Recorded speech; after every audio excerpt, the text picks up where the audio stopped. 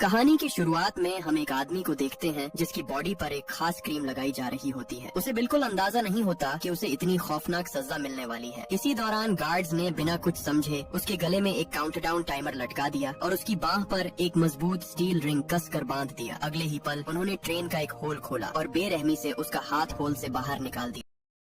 उसका हाथ उस होल से बाहर जाते ही उसकी दर्दनाक चीखें पूरे कंपार्टमेंट में फैल जाती हैं। लेकिन सिर्फ 2 सेकंड के अंदर ही अचानक उसकी चीखें खत्म हो गईं, क्योंकि बाहर का टेम्परेचर -200 डिग्री होता है। उस आदमी की बाह उस बर्फ की वजह से जमकर सख्त हो चुकी थी। जैसे ही टाइमर खत्म हुआ, गार्ड्स ने उसका हाथ उस होल से अंदर खींच लिया। एक गार्ड ने जब चम्मच से उसका हाथ चेक किया तो वह पूरी तरह लोहे का बन चुका था। तभी अचानक एक गार्ड ने अपना भारी लोहे का हथौड़ा उठाया और उसके जमे हुए हाथ के बीच से टुकड़े टुकड़े कर दिए। अपना हाथ धड़ से अलग होते ही वह आदमी वहीं पर तड़पने लगा। ये देखकर ट्रेन के अंदर बैठे गरीब लोगों के रोंगटे ही खड़े हो जाते हैं। वो ये सब खामोशी से देख रहे होते हैं, लेकिन वो वहाँ कुछ कर भी नहीं सकते थे, क्योंकि यह वो दौर है जब पूरी जमीन बर्फ की चादर में दब चुकी थी। इंसानियत का लगभग 99% हिस्सा सर्दी की वजह से खत्म हो चुका था और जो कुछ लोग बच गए थे वही सिर्फ इस लगातार चलने वाली ट्रेन में पनाह लिए हुए हैं, जो पिछले 15 सालों से रुकने का नाम नहीं लेती और इस जमी हुई दुनिया में गोल गोल घूम रही होती है। और अगर ये ट्रेन गलती से भी रुक गई तो इसका इंजन बर्फ की वजह से जम जाएगा और ट्रेन के अंदर बसे पूरे के पूरे लोग मारे जाएंगे। दरअसल इस ट्रेन के अंदर पूरी दुनिया बसी हुई थी। हर सेल एक अलग क्लास का था। सबसे पीछे